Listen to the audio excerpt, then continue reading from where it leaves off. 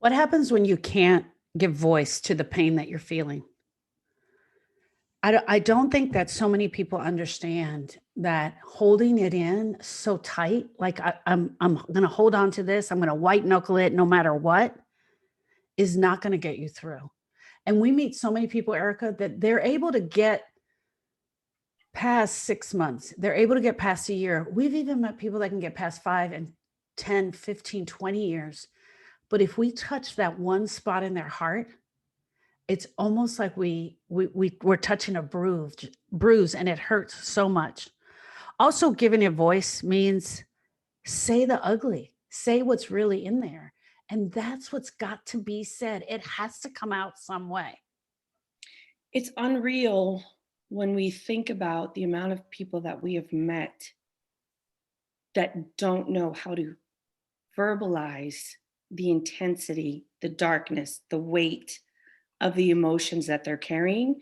But partly that's how we're raised. That's how we are brought up to not speak of those dark, heavy, sad things. I was on the phone yesterday with a woman whose son passed away a few months ago. And she was uncontrollably sobbing. And she said, she thought her faith was being tested because it was what she was feeling was so dark and it was so heavy. And she was like almost in a full blown panic attack. And thankfully, she called me on FaceTime. So I was able to just say, I said, you know what's happening? Your shock is worn off. Yeah. Reality is setting in. Your son is not coming back anymore. Yeah. And that you could see in her face, it totally hit home. She didn't know how to verbalize the heaviness of that grief. Yeah. It hit her full force and she didn't even know how to articulate. All she could say was, it's dark, it's heavy. I think the devil is trying to get me. Yeah.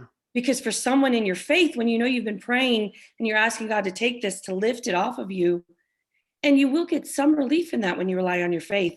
But the reality is that weight comes crashing in and you don't know how to verbalize how physically and mentally debilitating it is when it hits you.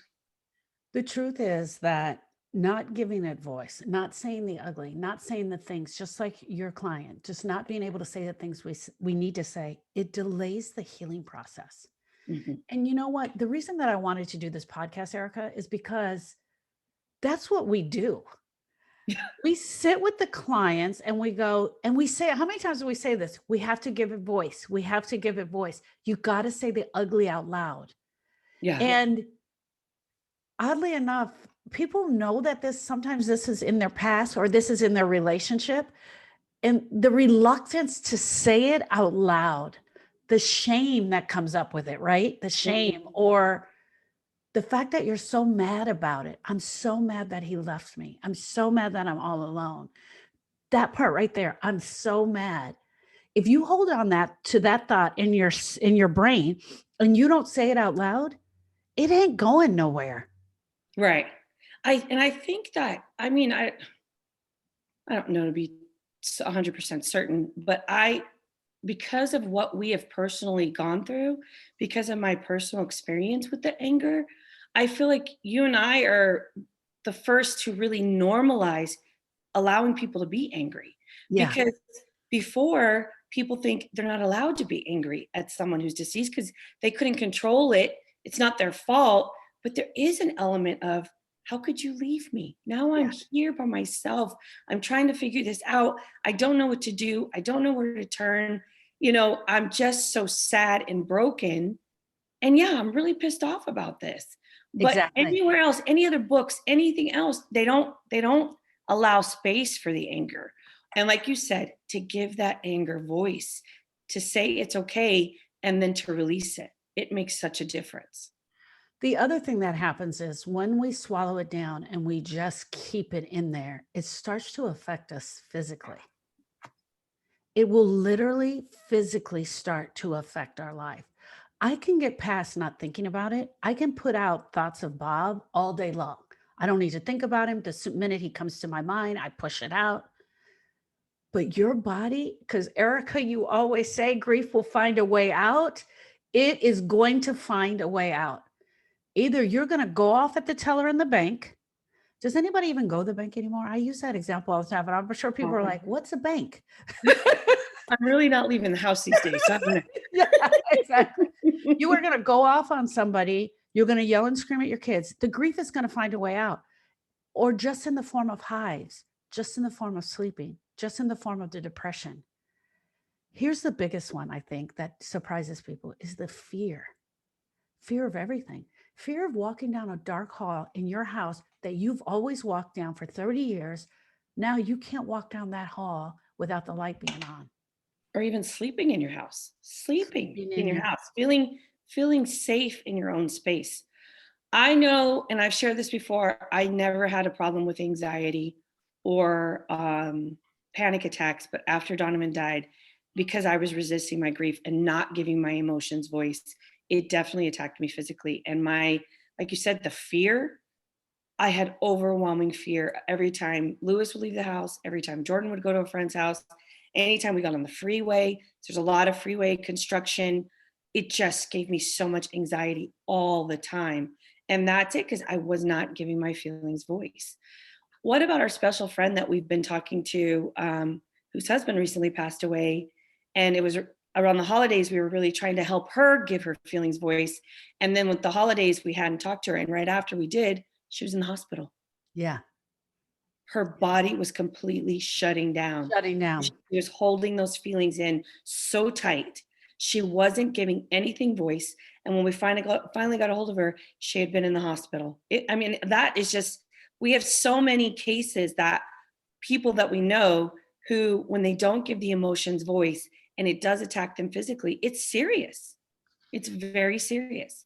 So let's talk about the definition of what giving it voice means, what we truly mean giving it voice means. It means that you allow someone permission to express how they're feeling emotionally. That's it. It's really simple. Allow someone the moment to say what they need to say. This hurts so bad. I miss him so much. I caused this. I did this. He left me. Whatever that is, you allow them the space to say that, express it, share it without the need for them to satisfy you in any way. They can say whatever they need to say about this moment, and it's just left right there. We have clients that are reluctant to even share with their friends because they feel they're going to take too long. It's going to take too long, or my friends are going to judge me, or I don't get to say what I need to say.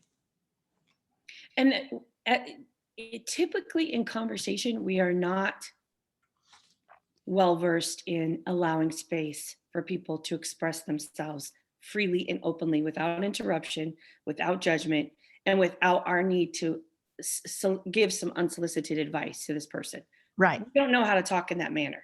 We know how to wait to receive the information, and then we're already starting to formulate what we're going to say in response to what they're going to say. Yeah. We don't sit and just listen, typically. Yeah. That is one of the skills you and I have got practiced down to a T. Yeah. And sometimes to the point where it often makes people uncomfortable because we just listen. Yeah. We don't jump in. We don't share with, well, or when this happened to me, or I know exactly how you feel because A, B, and C. We don't do that. We just sit. Yeah. And people will ramble and go on. And then finally they realize we're not talking and they kind of like go, okay, what's wrong? I've just been going on. I'm so sorry. Then they apologize. Yeah. They apologize that they were just going on and on. But that is what makes the difference. When you allow someone the freedom and the space without judgment or need for your opinion to just say everything that's in their heart. Even the parts of, I want to be dead. I want to go with my son, husband, mom, sister. Those are natural feelings that people have. And it's okay for them to say that without feeling like we're judging them or thinking less of them. 100%. So I want to talk about this before we close out, is that grief support groups are so important. And this is exactly why they are so important. It's because you're in the room or online with a group of people who are experiencing pain in their heart just as you are. And that pain doesn't have to be from the same type of loss. You can have someone in that room that's lost a child, someone that's lost a husband, someone who's going through a divorce, someone that just feels their life is not happy or fulfilling. And that's causing pain in their heart. That's the reason that you and I have a group aspect to our training, because it's so important to know that you're not the only person in the world suffering. Here's the downfall to that. You can't just keep going week after week and just keep saying the same thing. I feel so bad. I feel so bad. I feel so bad. You have to do the action steps that go along with it. So that's what brought about the grief support groups. Somewhere along the way, somebody was like, this is a great idea. Let's all get in the room, which I love. Erica, you and I love it. We love the group aspect. The group aspect turns from a crying fest to a laughing fest in a matter of a second. And that's the healing power. There's healing in the laugh. There's healing in the sarcastic joke, right? There's also healing in knowing, saying, hey, sister, oh, I'm so sorry you're feeling that way. That's where giving it voice came from. But the one part we miss is the action to move beyond the pain. So I want to put that out there that, yes, the group aspect of healing is so, so important. That's where you really get to give the voice. Yeah. And the amount of connections that are made during that process, Yeah. everyone, once you're bonded in grief, and like you said, it doesn't matter what causes the grief, there's a sisterhood that is established, and it goes beyond. When we're done, those people stay connected, and that's so beautiful. Yeah. We've given people, to say, hey, if you can't reach me or Sharon, your group members got you, and they 1000% show up every single time. And like, that is the most beautiful part, the connections that continue on beyond our work. Because we show them how to do it, for sure. Mhm. So let's say you need to talk. You really need to talk. Your heart is just so broken and you absolutely need to talk or share with somebody what's going on. But you don't feel comfortable. You don't feel like you can really get it out. You can't give it voice today. I can't give it voice today. You came up with the perfect lead in. And I just want to share this with all of our sisters out there is, hey, Barbara, I just need to vent. When you proceed it with, I just need to vent, that is a whole paragraph of, don't say anything. This is not your grief. I don't want your response. I don't want your opinion. I just need a safe place to vent. When you say that, when you proceed that with what you're about to say, it should let the other person know, I need you to be a big giant heart with ears and just listen to what I have to say. Yes, thankfully I've gotten that well practiced from Lewis. He's given me that nifty tool because our husbands are fixers, so it's Yeah. like early on in our marriage when I was just venting and he'd try to fix it. I'm like, no, I don't want that. I don't want that. He's like, I'm like, I'm just venting. Well, you need to say that. So then that came. So I actually do the opposite. If I say, how would you do this? Tony knows that's what I need him to fix it. So we're both doing two. I never say, I just need to vent. I have to say, how would you handle this? Or how would you do this? And that's his clue for, hey, can you fix this for me? You're going to use whatever works in these relationships, as we know. Yeah. But yeah, that really lets the person know, I just need a heart with ears. I just need to dump this, because you have said it's so important for grievers to just have a free space to dump. And that's really what it turns into, is a verbal dumping. Yeah. A lot of times we'll hear grievers tell us that they feel the grief in their throat, not in their heart. And that is a clear sign that they are not giving voice to what needs to be said. If a griever tells me it hurts here in their throat, they can't get it out. Here's the other one, Erica. I can't get the food to go down. I feel like it's stuck right there. Something's stuck. That's the voice box needing to be expressed. Yeah. And we initially, like I've said, in the shock days, you don't even know what you're feeling yet because your body is protecting you. Yeah. Your brain goes into, so it's hard to find the words because you're just numb and in shock. So don't be surprised if you're willing to give it voice, but nothing is coming out because nothing is resonating because you're in shock. Yeah. So it's going to take a few days or maybe even a couple weeks for the buildup to come for you to be able to start verbalizing what's going on. 100%, 100%. Okay, sisters, here's the deal. You got to put the words to the feelings and the emotions, and that's what we help you do. Check us out in the link below. You can find our website there. You can find other podcasts. You can find our blog. You can find our ebook, or you can simply set an appointment with Erica and I, and we will help you to put voice to the words that are getting stuck. Thank you, friends. Bye, friends. Thank you.